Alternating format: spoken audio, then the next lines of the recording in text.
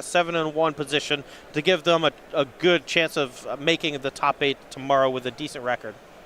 Both players comfortably waiting in their Carnox chairs as we are underway here. Hamilton will lead on an Urza's power plant. Magalhaes shocks for Temple Garden to 18. Arbor Elf is where he will start. Yeah, but it looks like Hamilton might actually already have turn 3 Tron. And if that's the case, this is bad news for Edgar. Yeah, there's the mine, so lining up for turn 3 Tron. There's some question, Tron doesn't necessarily do anything to stop Edgar from just going off with his combo. So if he has a fast combo draw, this could still very much be his game. Right, but I mean, the big mana allows Hamilton to do some more busted things. Karn the Great Creator plus something like Chalice of the Void would be quite powerful. Allows him to get stuff like Trinosphere if he wants to, although I don't think he has that in the sideboard. Basic Forest, Utopia Sprawl on the Forest. That's a combination with Arbor Elf, but instead he's going to untap the Temple Garden after casting Devoted Druid. So here's a second Arbor Elf. Hamilton's got to clean up that Druid. There's a potential combo on the table.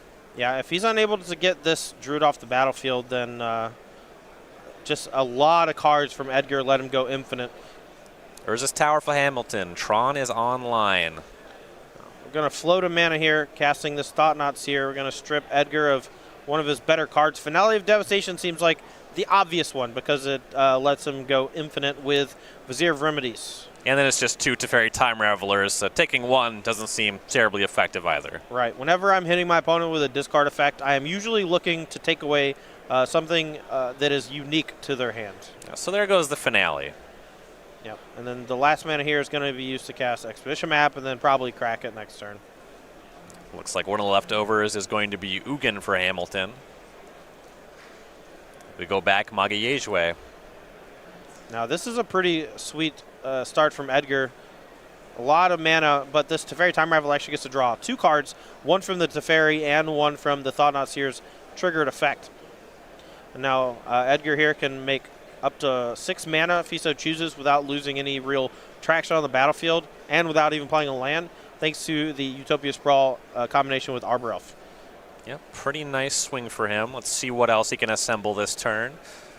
Since we last saw the hand, there are 3 fresh cards hanging out there. One of them is going to be this Temple Garden. He'll shock to 16.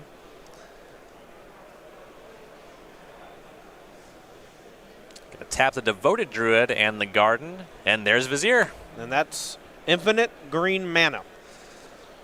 But what can he do with said infinite green mana? He has a Teferi Time Raveler that he can't quite cast. He can use both Arbor Elves to cast it, cycle it to draw a card, and try to kill his opponent that way. Yes, you see he'll untap his white mana and his blue mana with the Elves, cast the backup Teferi, hoping to draw something nice off of this -3 here. Yeah, and there's a lot of hits. A lot of hits here actually win the game on the spot for Edgar. That Vizier is a huge draw. Yep. He has infinite mana, so Karn the Great Creator can go ahead and drum up Mycosynth Lattice right away. Could go find the Finale with infinite mana. Just an Arbor Elf, though. Yeah, he actually decided to bounce the Arbor Elf with the Teferi Time Raveler, I guess to give himself an extra blocker, because he has infinite green mana, and he's already used the Arbor Elf, so there's very little reason not to. Hamilton will go and find a Blast Zone. This can clean up Arbor Elves and the Utopia Sprawl, but it cannot quite deal with the Devoted Druid and Vizier just yet. It would take a turn to do that. Hamilton is going to be able to cast a Thought-Knot Seer, but I cannot imagine that it's going to take anything of relevance because Edgar would have basically killed him otherwise or cast all the cards in his hand. Right. So if it hits anything, it's probably going to be another Teferi Time Raveler that he was unable to cast, but my gut says that there's just 2 lands hanging out in Edgar's hand. So Hamilton will play that Blast Zone. Here's a tap of 6 mana. It's going to be Ugin the Ineffable. That is one that breaks up the combo. He can minus on the Ugin to pop off the Devoted Druid or the Vizier, whichever he so chooses. Gets a discount on that Thought-Knot Seer. Some nice interaction. Takes the only spell in Edgar's hand. It was a backup Vizier. Misty Rainforest is the leftover. Yeah, now if he minuses the Ugin to take care of either combo piece, he is leaving his Ugin vulnerable to an attack from the Arbor Elves, but I think that that's okay. Yeah, goes ahead and takes care of the Devoted Druid, passes back to Edgar. Despite infinite mana, Edgar's not up to much. Yeah, you got to do something with said infinite mana, but another Time Raveler off the top, quite a draw, because it, again, Bounce of the Thoughtless here lets Edgar see 2 fresh cards. Let's see if he's able to reassemble the combo in the face of this Ugin and Blast Zone. One of the draws was Windswept Heath. That one won't do anything. Didn't get a look at the other. Not sure it's a spell. I think he's got Heath, Breeding Pool, and, well, I can't see the third card. Misty Rainforest. It's not great, but still not dead yet, and that Thought-Knot Seer is not going to have a major impact next turn. Yeah, that's true. Tack takes down Ugin. Should be 3 points, hitting Hamilton to 17. And we'll see what he can do on his turn. Draws an Urza's Tower. No shortage of mana for him. This is one of the downsides of playing a deck with the Devoted Druid Vizier combo. Sometimes you just don't have enough. You have like the infinite mana but nothing to do with it. Sometimes you have way too much to do and not enough mana. If your opponent is constricting your mana with things like Gut Shot, Lightning Bolt, Fatal Push, oftentimes that leaves you with just too much action, not enough resources. And here we actually just have the exact opposite. Hamilton took away a Finale of Devastation with a Thought-Knot Seer. Was able to kind of check a few other things with a recast Thought-Knot Seer. Ugin was able to minus and eventually break up the combo, and Edgar just has a bunch of mishmash of things and nothing to do. Definitely in a tough spot. Combo broken up, bunch of lands in hand, some mopey creatures on the table. Planeswalker with only 1 loyalty, and Hamilton's got another Ugin. Discounts that Thought-Knot Seer again, sees those 2 lands. Can't take those. Dude, I love that Edgar just immediately switched the dice to a black dice. Appreciate what you do Thanks, here. dude. You the best. Plus on Ugin this time, make one of those 2/2 spirit tokens. And we'll go back to Edgar. Needs to draw something. Yeah, even a Finale of Devastation here is, well, I guess, let's see, how much mana can he actually generate, right? So it's 6, 7, 8, 9, 10. So he's just short of being able to do the big Finale of Devastation. But with the Teferi Plus, he actually can do it at instant speed. So Hamilton also did not tick up the Blast Zone, important to note.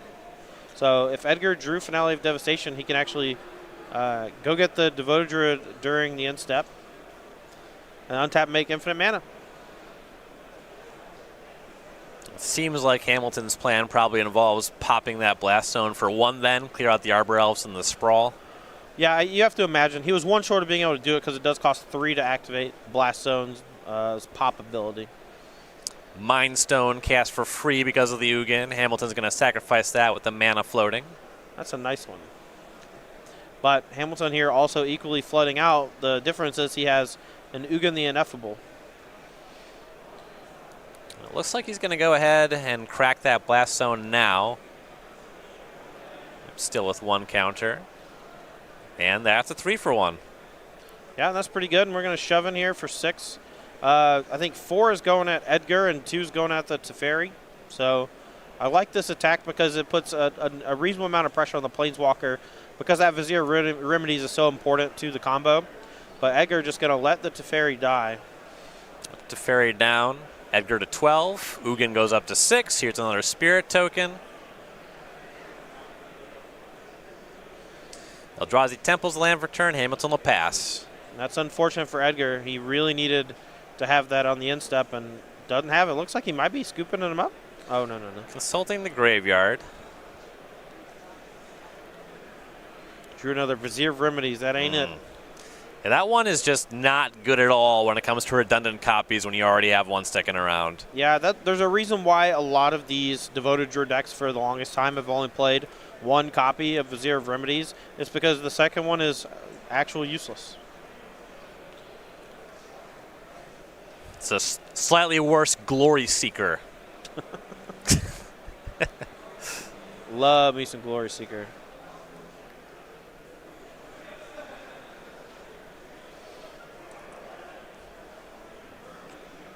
Edgar's giving it a think.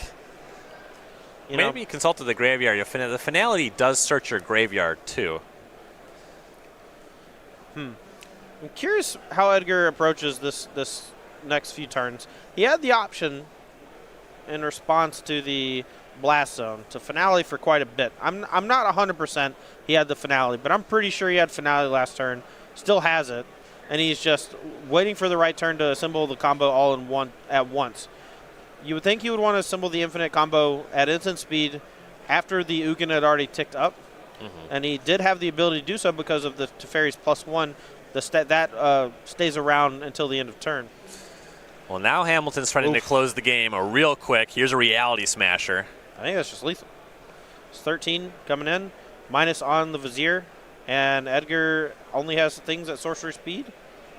Well, but he chose not to minus. Yeah, no pre-combat, so the Vizier gets to jump in front of the Thought-Knot Seer. 9 comes across. Magalhaes to 3. Ugin to 7. There's another Spirit. Curiouser and curiouser. From no creatures, I don't believe that Edgar can do it, right? No, his deck's not really capable of that. He would need something like Post-Mortem Lunge to bring back the Devoted Druid. If he draws that, he goes to 1, then casts Vizier, and then he makes Infinite Mana, cast Finale of Devastation for Infinity. So actually the Post-Mortem Lunge gave him an out. All right. Didn't find it. Ultimately had to pack it in the face of so much pressure, but you saw the Blast Zone was a 3-for-1. Edgar was never really able to assemble all the pieces of the combo. That's exactly how the Eldrazi Tron deck needs to approach this matchup. All right, so players are going to go to sideboards. Michael Hamilton up a game over Edgar Magalhaes. Now, we've been talking about, last round, we saw this sort of Karn sideboard package in action. Most of these cards he has here are artifacts that he can find with Karn the Great Creator. Outside of that, has some graveyard hate. Now, sometimes you do board in these cards. A lot of this is just, contextual. I will grab it with my Karn. The one card I want to ask you about is that extra Walking Ballista. Sure. Would you rather be able to wish for it or have it in your deck to draw it? That's actually the eternal question when it comes to these wish packages. Do you want the 4th one in the sideboard or the 3rd one in the sideboard, or do you just want more to naturally draw? I think that the way that this deck operates, if he casts a Karn, it's pretty unlikely he's going to be getting the Walking Ballista off of the Karn unless he's got most things wrapped up.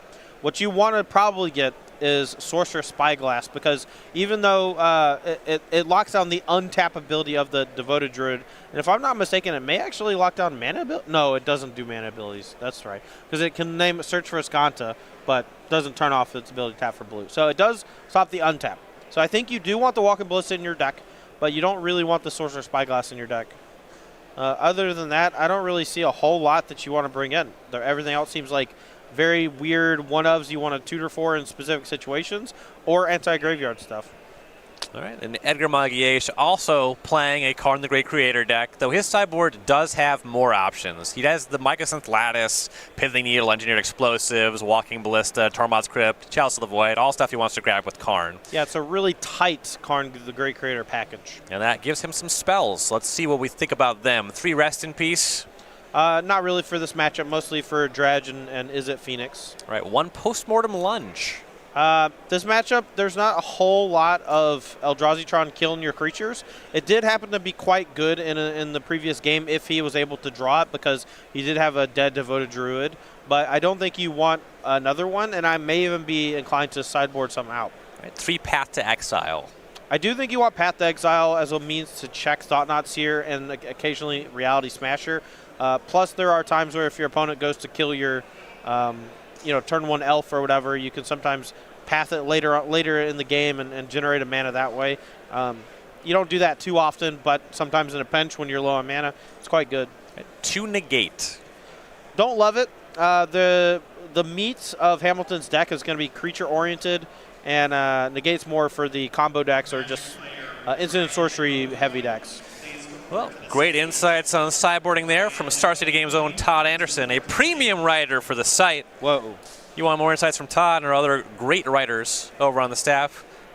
We'd appreciate you if you would become a premium subscriber. You get exclusive content, ad-free experience, 5% discount on SCG purchases. Modern Horizons is dropping. There's some nice cards in that set. That discount comes in handy. Yeah, and that's all SCG purchases, not just individual cards you can buy. Sleeves, booster packs. I know that Star City Games started carrying the Katana sleeves from Ultimate Guard, and it's 5% off of all this stuff. Really starts to add up, and it honestly just pays for itself. Personally, I know I buy new sleeves basically every tournament I play, and if I had a 5% discount on everything, which I do because I am a premium subscriber, I just get everything a little bit cheaper than normal. So to subscribe, go to go.starcitygames.com/premium. Now myself, I'm just rolling in free katana sleeves from Cedric Phillips. What? Really? If you just, harass him enough on Twitter. Are you joking or serious? At Cedric A. Phillips. Yo, where are my sleeves at? Did he really send you a bunch of sleeves? He'll give you a tracking number, mail them to you. Now, I tried to run the tracking number. It didn't register as a real tracking number. Oh, well, what was it? But I've been told that they're on the way. Okay. Are you not allowed to say the tracking number? It's inappropriate. It's not. It's a family show, Todd. All right. Well, players here are ready for game 2. Let's head down to the action. Utopia Sprawl on a basic forest for Edgar. Nice mana development. Yeah, very likely to be naming whites or blue here in order to help facilitate those off-color spells. Utopia Sprawl quite good in this deck, especially when combined with Arbor Elf. And great start for Hamilton. Urza's Power Plant is into Expedition Map. We'll see what Edgar can do on turn 2. It's another Sprawl with the mana floating on another basic forest. And there's Teferi Time Raveler. So you got one on blue and one on white. Bounce your Expedition Map. That is incredible. That's a hell of a turn right there. Right, Urza's Mine was the draw for Hamilton. So in some amount of time, he will have Tron online. Right, but it ain't going to be turn 3.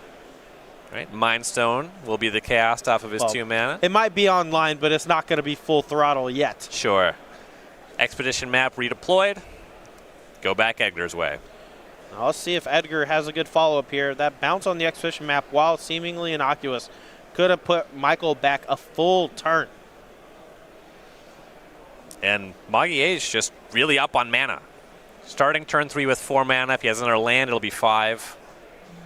Yeah, looks like he has a Vizier of Remedies already, so he's going to be looking for a Devoted Druid. Let's see if he has something like Finale of Devastation to go get it. Plus his Teferi, casts a fresh Teferi. Once again, well, he's actually going to think about what he spots. It's going to be the Expedition Map again, though. Draw a card. Arbor Elf off the floating mana there. Temple Garden tapped. Back to Hamilton. Yeah, I think Edgar's really searching for a Finale of Devastation so he can plus the Teferi, EOT Finale, untap, play Vizier, and catch Hamilton off guard.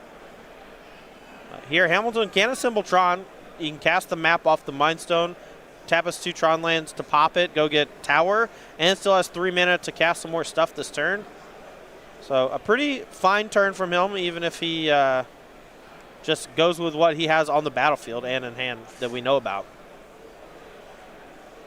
So there's Expedition Map. Crack it right away. Go find that Urza's Tower. Play that. That much is easy. I think he also might have had the option to go for Chalice of the Void on X equals 2. That could have potentially slowed Edgar's development a bit. But Hamilton is aware that Finale of Devastation gets around Chalice quite easily.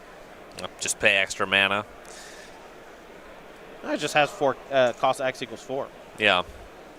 Even if you were to Chalice on 4, say. Yeah. Looks like he's going to go for a Chalice on 1, though, just to utilize his mana for the turn. I like this play. Lets him set things up for next turn. Yeah, so it was a second Mind Stone, Chalice on 1.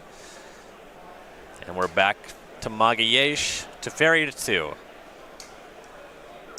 Looks like Edgar has access to Eternal Witness, Vizier of Remedies, but I don't know if either of these do a whole lot at the moment.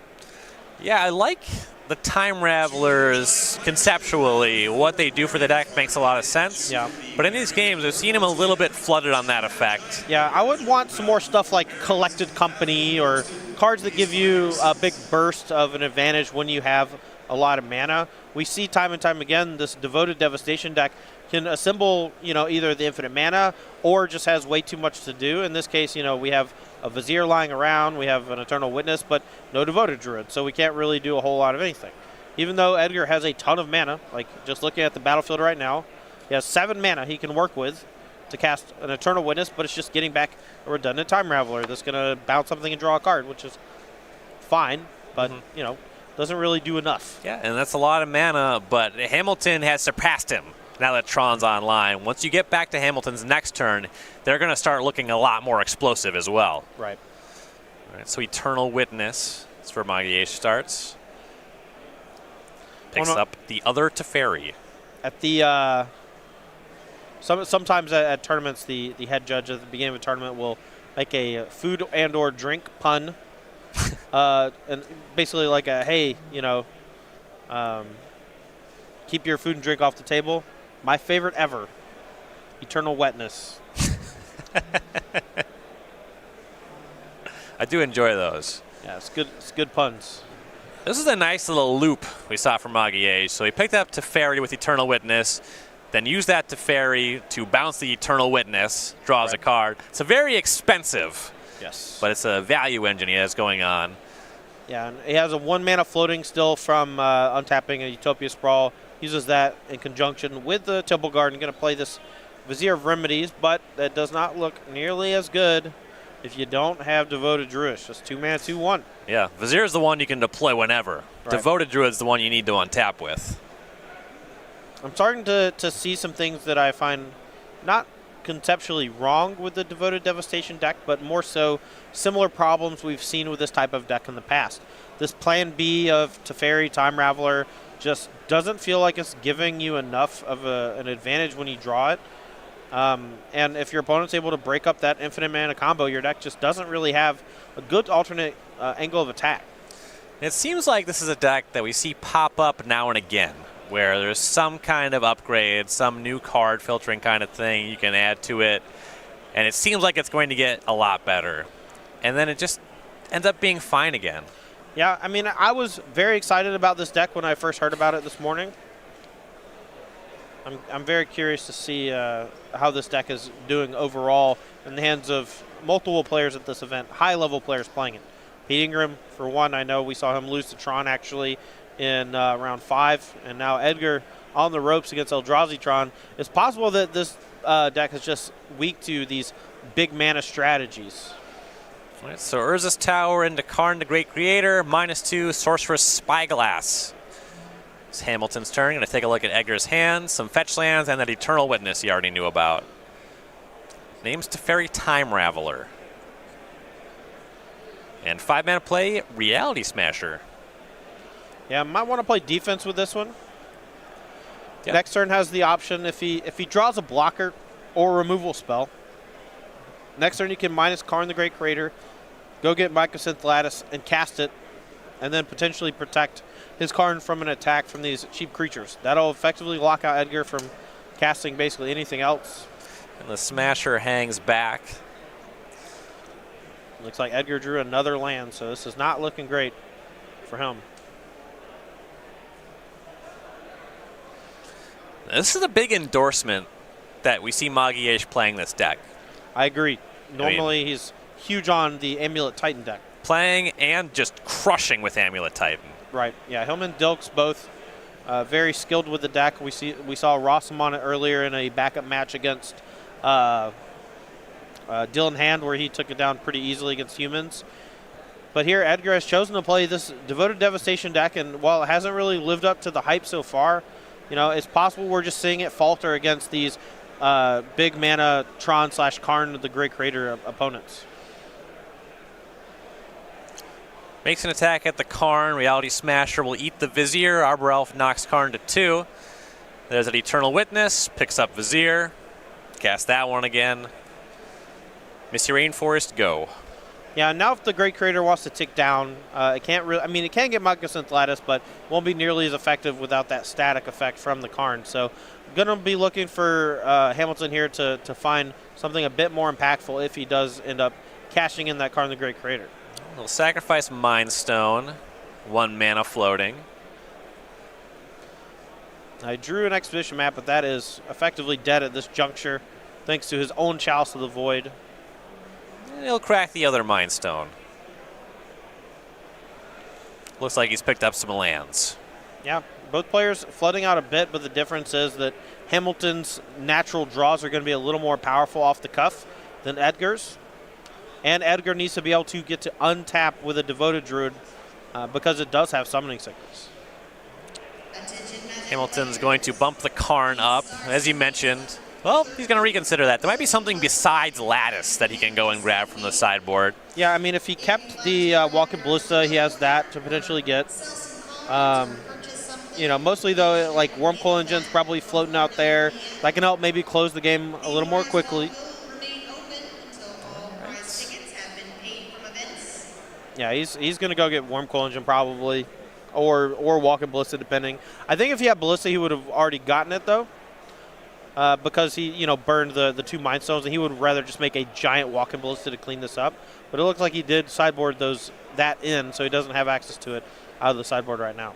So we found and cast Worm Coil Engine. Reality Smasher attacked Magalhaes to 12, fetched down to 11. We'll go back Edgar's way.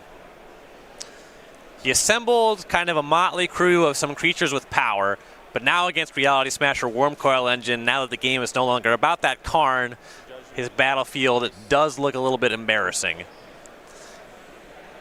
And again, untapping with Vizier, not untapping with Devoted Druid. Right. I think that's just the eternal goal playing against Devoted Druid, is never let them untap with a Devoted Druid, because if they do, they threaten infinite mana. We saw Edgar had the ability to make infinite mana in game 1, but it wasn't quite enough. But a card in the Great Creator off the top. This could be anything. Could even be a boat. An above average draw. We'll see where he wants to go with it. Yeah, I mean, he's got his entire sideboard at his disposal. He's going to consult the board, see what we got. His board's a little bit different than Hamilton. Get that air black dice off the battlefield. Yeah, so he's got an Ensnaring Bridge as an option. Pithing Needle, Engineered Explosives. Yeah, I mean, he could just get Engineered Explosives, clean up the Sorcerer Spyglass, but that knocks off his own Vizier of Remedy, so not that good. The rest is like anti-graveyard stuff. Could potentially get Lattice and maybe try to protect the card next turn, but it's going to be hard because the Reality Smasher has Trample. And as we've talked about, he doesn't actually have access to a whole lot of... excuse me, I got caught off guard there with that Ghost Quarter, but he doesn't have that huge Card the Great Creator package, so it's going to be a little harder for him to get full value out of it. Yeah, so he went to untap one of his Sprawled Forest. Ghost Quarter was the response. Now he's going to -2 the Karn and grab Ensnaring Bridge. Yeah, and that's step 1. He can go Ensnaring Bridge this turn, and the next turn Karn minus again and cast Mycosynth Lattice, and that could be all she wrote. Just lock Michael Hamilton completely out of the game. Right. Plays Windswept Heath as his land for turn, 1 card in hand. These Worm Coil Engines, Reality Smashers, they're not getting across this bridge. Oh, man, but there's a card in the Great Creator from Hamilton himself. And he can play it and get Mycosynth Lattice and completely shut off Edgar now, too. And now he's gonna do it first. Wow, what a draw. These Karn mirrors, huh? Yeah. This is a sight to see. This is potentially problematic. If you're Edgar in this spot, you just have to be thinking to yourself, really? You really I peeled on you, right? That's fine. I peeled on you. Yeah. You're going to re-peel on me? Really? Yeah. I put in all this work peeling on you, and then you just kind of undid it. Here's the weird scenario. Because both players have a card in the Great Creator, because there's an Ensnaring Bridge on the battlefield, neither player after that will be able to cast spells. The old library count. Yeah. Who's going to run out first? Now, I think that ultimately Hamilton will win because neither player can play a spell. And then eventually Edgar is just going to draw some spells, which will turn off the Ensnaring Bridge and allow both Worm Coil Engine and Reality Smasher to potentially attack. And then Hamilton can just wait till he gets to... So he casts Lattice, and then over the next few turns he'll go tick up, tick up. Actually, no, they can't even activate anymore. Both cards are shut off because of the statics from each of the Karn, the Great Creators. I think Hamilton just said, I have more cards on my deck than you, I win. And honestly, more power to you. Let's close it up. I heard you like puzzles, Amulet Titan player. Here's a puzzle. Here's a puzzle. Can you win anymore? No, you cannot. It's an arithmetic-based puzzle. Oh, this is the best. You love to see that. There's some back and forth counting the decks, but yeah, it looks like whoever has more cards is taking this one down. And you got to figure if Hamilton's casting the Lattice, it's him. Yeah, he counted first, and that's going to do it. Edgar going to concede because he is getting decked. And Michael Hamilton moving on to 7-1, a player with 2 invitational top 8s in this building, looking for a third. Yeah, and with a 7-1 start with an interesting modern deck that looks quite powerful, as well as a 4-0 start in standard. We know he has a good standard deck, and he looks like he has a pretty good modern deck as well. Yeah, both of these decks, they did look pretty good. You know, Magalhaes, his deck was starting to look good that turn when he drew the card. And it was kind of like, okay, he had a lot of mana when that happened.